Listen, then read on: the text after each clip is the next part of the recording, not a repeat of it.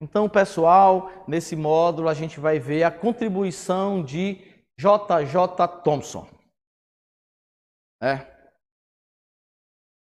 Então, é o seguinte, com a descoberta, foram tendo estudos, né? A ciência ela não para, ela vai evoluindo, e aí nos estudos descobriram, né? Com a descoberta da radioatividade, fenômeno da radioatividade, descoberta da eletricidade, né? Isso fez com que como que se percebesse a existência de partículas menor do que o menor dos átomos. O menor dos átomos conhecido, no caso, é o hidrogênio. E aí foram descobertos aí partículas menor do que menor dos átomos.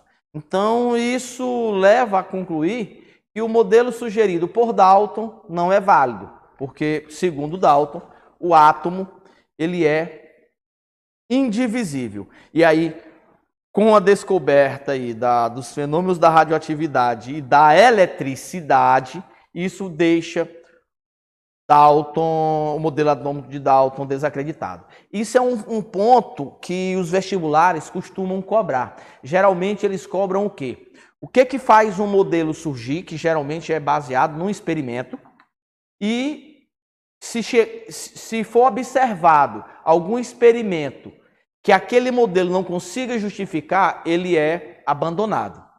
E aí é preciso um novo modelo que justifique todos os experimentos anteriores. Ok? Então, funciona assim. Então, como houve a descoberta aí da radioatividade, da eletricidade, precisa-se de um novo modelo atômico que consiga justificar a existência aí de partículas menores e provar aí que a matéria, que o átomo ele é divisível. Então, isso na realidade faz com que esse termo átomo seja até usado de forma indevida, porque a palavra átomo remete a algo indivisível. Então, a partir de agora, a gente já começa a saber, né, que o átomo é divisível, mas mesmo assim continua chamando de átomo, mesmo o termo sendo impróprio, Então, o que acontece? Na época, houve alguns experimentos com os tubos de vidro.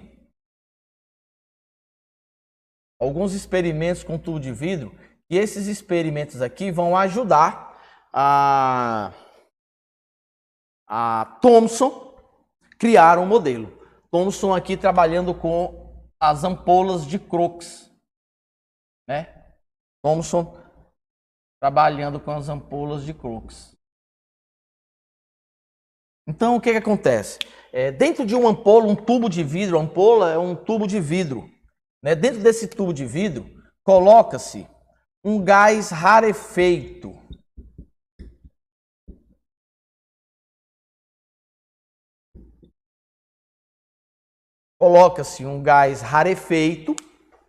Né? Que é um gás rarefeito? Gás a baixa pressão. É como se eu tirasse o ar de dentro do tubo e depois que eu criasse o vácuo, eu coloco aqui uma pequena quantidade de gás. Então, esse gás dentro do tubo, ele vai estar rarefeito, né? Ou seja, a baixa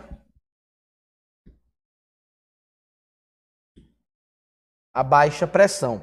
E aí, nas laterais aqui, nas extremidades do tubo, o que foi feito? Ele coloca umas placas metálicas, e essas placas metálicas são chamadas de eletrodo. Essas placas metálicas, elas são chamadas de eletrodos.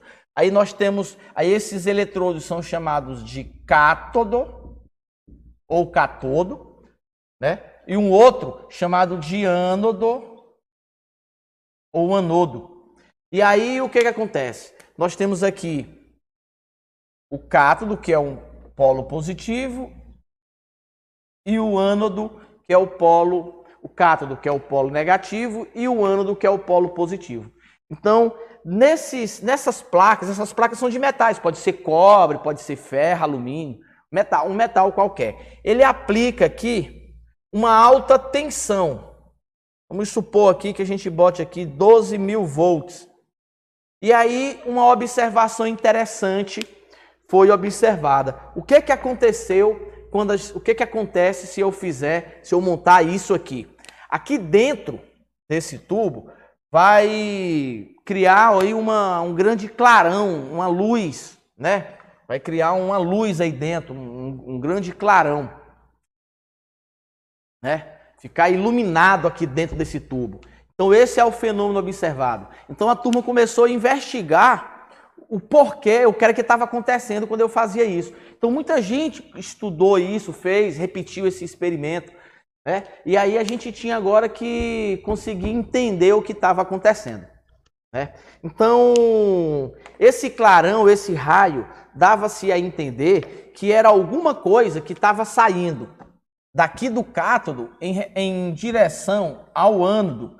E essas coisas que estavam saindo do cátodo em direção ao ânodo foi chamado a princípio de raios catódicos. Raios, vamos tirar esse vermelho, vamos usar aqui um preto, foi chamado de raios catódicos. Chamado aí de raios catódicos, que são essas coisas que estão saindo dessa placa do cátodo em direção ao ânodo e fazendo com que saia, apareça essa luz aí dentro, né? No caso, a cor da luz aí depende do gás que for colocado ali dentro. Então, eu coloco hidrogênio e vai aparecer lá uma luz verde, né? Uma luz esverdeada. Geralmente, as luzes esverdeadas ou uma luz azulada aparece ali dentro. Agora, precisava-se caracterizar, né, dar características a esses raios catódicos. Então, experimentos que fizeram, que caracterizaram, que deu para caracterizar esses raios catódicos foram os seguintes. Um deles foi o quê? Foi colocado dentro da ampola, desse tubo, conhecido como ampola de Crookes. Repete-se aqui o experimento, né? E no interior do tubo, aplica-se aqui os 12.000 volts, 10.000 volts, é uma alta voltagem, coloca lá. Foi colocado aqui dentro uma espécie de catavento feito de mica. Um catavento feito de mica. E aí, quando esse clarão passou pelo catavento, quando essa luz surgiu, o catavento começou a girar. Mica é um material mais leve que a gente tem. Então, esse catavento, essa espécie de catavento começou a girar. Então, isso prova o quê? Com esse resultado, ele prova que os raios catódicos possuem massa. Massa porque é uma coisa que bateu lá no catavento e fez ele girar. Então, com certeza, ele tem massa. Então, os raios catódicos possuem massa. Um outro experimento que foi feito, né, e que vai dar uma característica aí aos raios catódicos, foi o seguinte: montou-se aqui novamente o esquema, e aí ele colocou aqui um anteparo sólido, coloca algo sólido aqui no interior, um anteparo sólido, onde de tal forma que os raios catódicos não conseguissem mover. E aí o que aconteceu? Aconteceu é que a sombra do anteparo apareceu lá no ânodo. A sombra do anteparo apareceu lá no ânodo. Então, como a sombra apareceu lá no ânodo, o que é que isso sugere? Sugere que esses raios catódicos, eles andam em linha reta. Eles andam em linha reta, né? Eles andam em linha reta. No caso aí, outra característica dos raios catódicos: possui massa, andam em linha reta. E agora colocaram aqui fizeram outro experimento e colocaram aqui a ampola para sofrer a ação de um campo elétrico. colocou-se uma placa carregada positivamente de um lado e uma placa carregada negativamente do outro. E aí repetiu-se o experimento e o que foi observado? Foi verificado que os raios catódicos, houve um desvio aqui, houve uma deflexão, sendo direcionada lá para a placa positiva. O que isso sugere? Que os raios catódicos são de natureza elétrica negativa. Então, os raios catódicos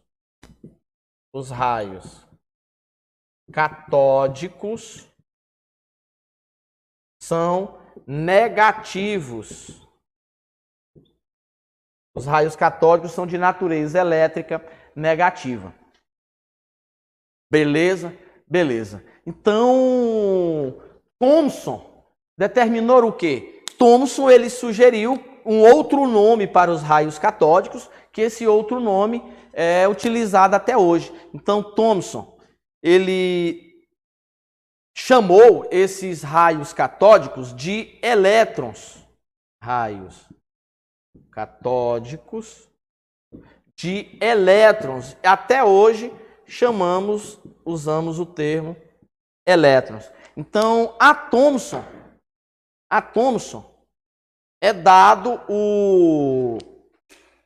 é tido como o cientista que descobriu os elétrons.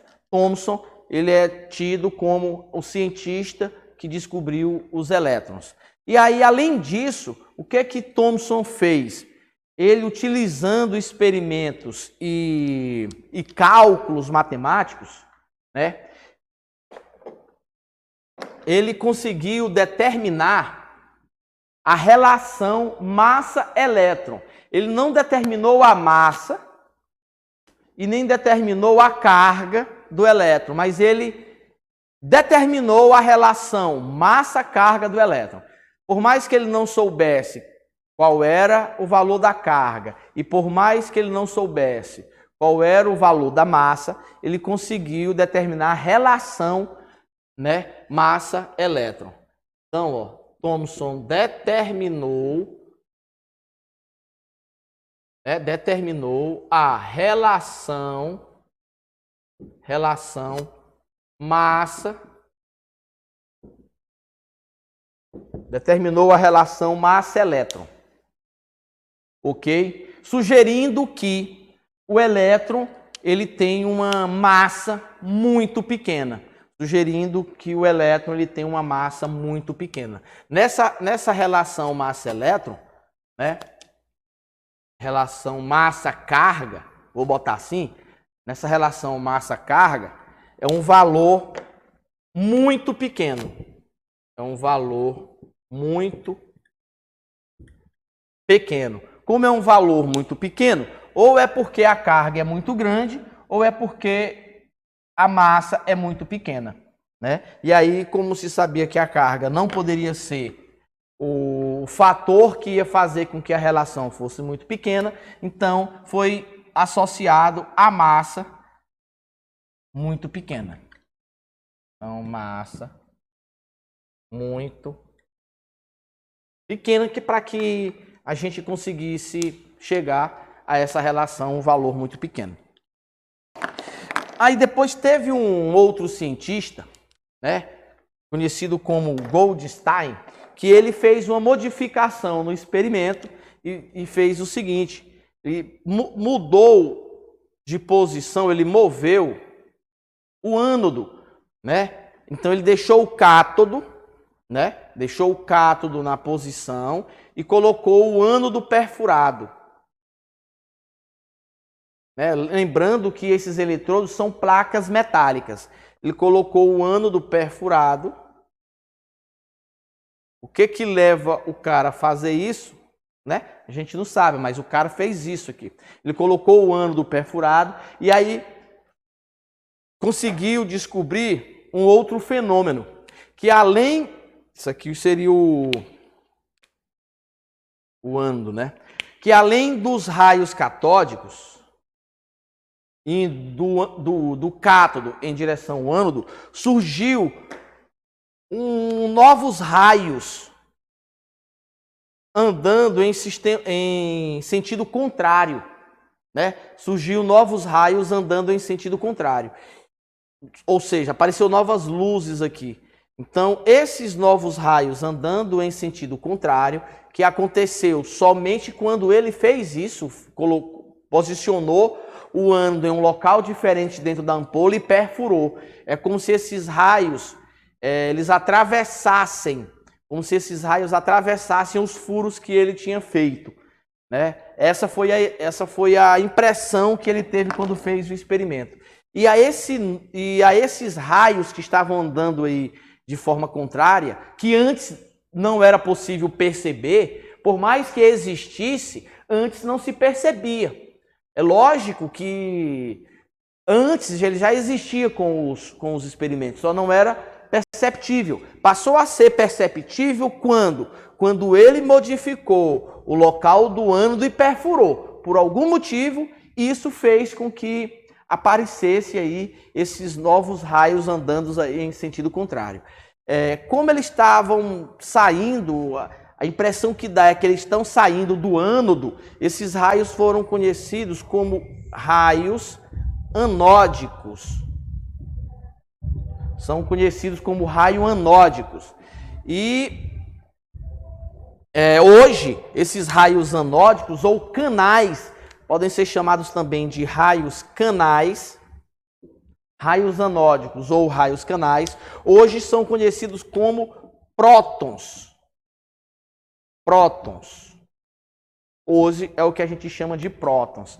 E aí o que acontece? Foi determinado a relação carga-massa, foi relacionado aí também a carga, e foi descoberto, né, foi visto que os prótons é de natureza elétrica positiva, e muito mais pesado do que um elétron. Está em torno aí de 1836 vezes mais pesado do que o elétron. Mais pesado do que o elétron.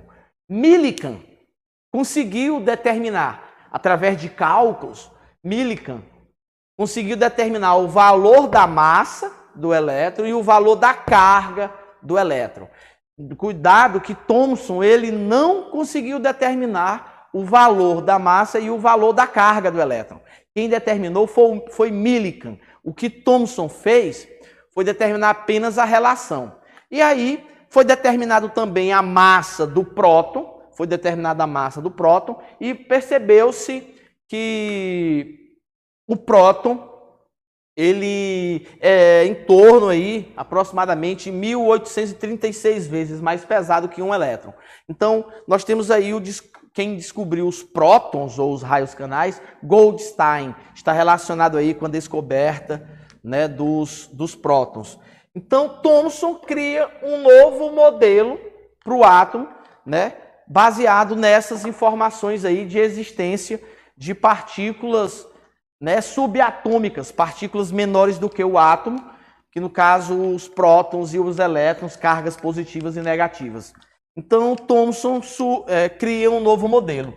Aí, além dessas informações, o que mais Thomson sabia? De que a matéria ela é eletricamente neutra. Então, se a matéria é eletricamente neutra, ele já disse logo, primeira coisa que ele diz, que a quantidade de carga positiva e negativa no átomo são iguais. A quantidade de carga positiva e negativa no átomo são iguais. Então, o que Thomson sugeriu foi um átomo esférico, como se fosse uma massa esférica positiva, onde elétrons ficavam incrustados aí nessa massa positiva, de tal forma que a quantidade de carga positiva e negativas foram iguais para poder justificar aí que esse átomo ele é eletricamente neutro.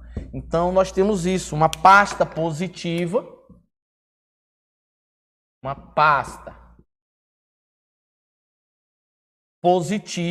onde eu tenho elétrons incrustados.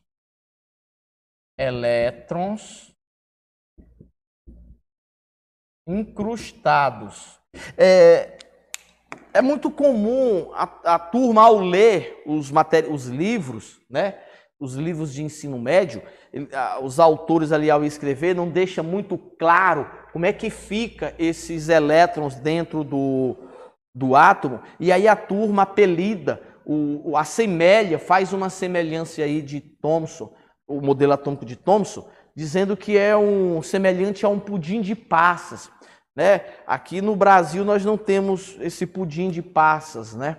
Mas é algo semelhante, isso é uma coisa lá da Inglaterra, mas é algo semelhante ao nosso panetone, né? É algo semelhante ao nosso panetone, como se o pão ali fosse a pasta positiva e as frutinhas ali fossem os elétrons, e aí as cargas seriam iguais. Esses elétrons aqui, eles não ficam estáticos, eles não ficam parados ali, eles ficam, de certa forma, em um certo movimento caótico ali dentro dessa pasta, né? Dentro dessa pasta. Então surge aqui um novo modelo atômico, onde a gente tem um modelo em que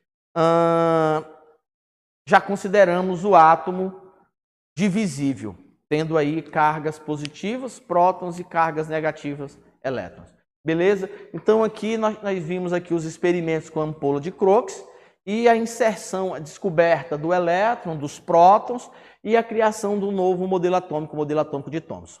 É isso?